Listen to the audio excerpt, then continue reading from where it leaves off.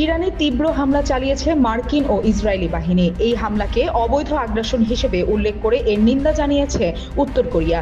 রোববার এক প্রতিবেদনে এ তথ্য জানিয়েছে কোরিয়ান সেন্ট্রাল নিউজ এজেন্সি। উত্তর কোরিয়ার পররাষ্ট্র মন্ত্রণালয়ের মুখপাত্রকে উদ্ধৃত করে কেসিএনএ জানায়, মার্কিন ও ইসরায়েলি হামলা ইরানের ওপর অবৈধ আগ্রাসন এবং জাতীয় সার্বভৌমত্বের ওপর লঙ্ঘন।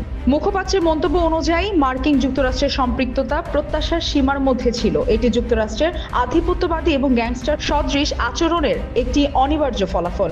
বিবৃতিতে বলা হয়, যুক্তরাষ্ট্র ও ইসরায়েলের আগ্রাসী যুদ্ধ কোনো পরিস্থিতিতেই গ্রহণযোগ্য নয়। এদিকে যুক্তরাষ্ট্র ও ইসরায়েলের বিরুদ্ধে কড়া হুঁশিয়ারি দিয়েছেন ইরানের শীর্ষ নিরাপত্তা কর্মকর্তা। সামাজিক মাধ্যম এক্সে দেওয়া এক পোস্টে ইরানের শীর্ষ নিরাপত্তা কর্মকর্তা আলী লারিজানি বলেন, শনিবার ইরান যুক্তরাষ্ট্র ও ইসরায়েলের দিকে ক্ষেপণাস্ত্র নিক্ষেপ করেছে এবং সেগুলো আঘাত হেনেছে। আমরা তাদের এমন শক্তি দিয়ে আঘাত করব যা তারা আগে কখনো দেখেনি।